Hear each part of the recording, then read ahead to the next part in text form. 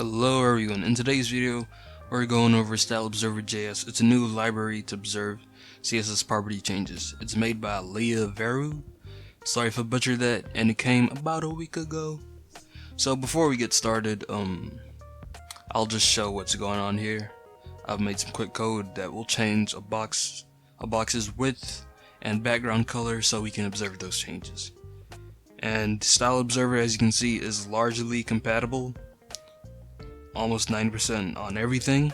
So what you can do is just copy this line and paste it into your JavaScript.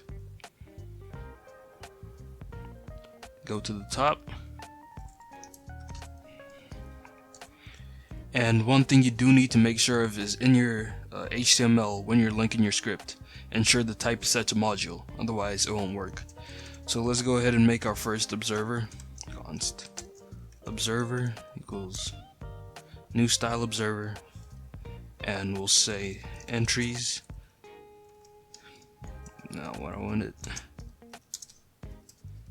entries dot for each entry we're just gonna console.log something for now. I'll explain this a bit more. Alright, so in case you're unfamiliar with observers, entries here is an array of all the items that are observed. You can't perform operations on the array. You have to go through each index. That's why we say entries dot for each entry. So each item to be observed, we will perform a certain function. So let's observe. I have an element box here. As you can see, the background color and the width changes. Let's observe the width for now. So observer.observe the box and observing the width. So let's go ahead and see that in action. As you can see, when we change the width, it says hello, and you can observe multiple items with StyleObserver. So if I change this to an array and I observed background color as well,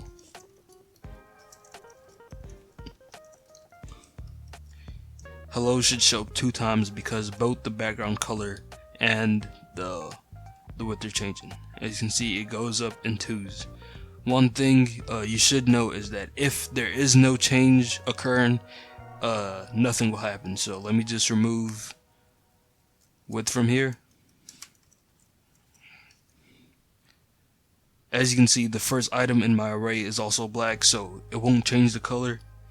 You'll see the width change, but the color won't change. And as you can see, nothing happens because there is no change to the property you're observing. But as soon as it changes, it runs the function. So each entry can have 4 values. You have entry.target, entry.property, entry.oldValue, entry.value. So entry.target is the element that we are observing. So I'll just show that right now. The element we're observing right now is the box, and if we console.log entry.target, it should just show the box element. As you can see, it's right there. And entry.property is the property that we're observing. It should show as width. Oh, background color, sorry, yeah. This is observing background color. And entry.oldValue, I'll put them side by side, and entry.value. Old value is the previous one, and value is the current one.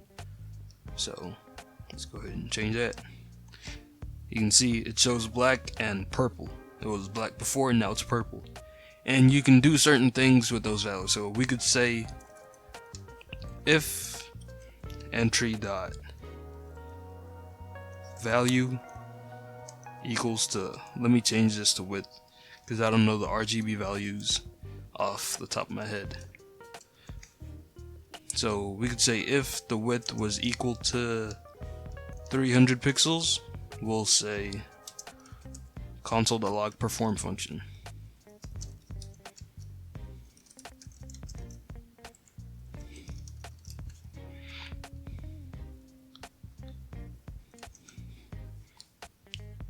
As you can see, as soon as it gets to the width of 300 pixels, it runs what we kept in there.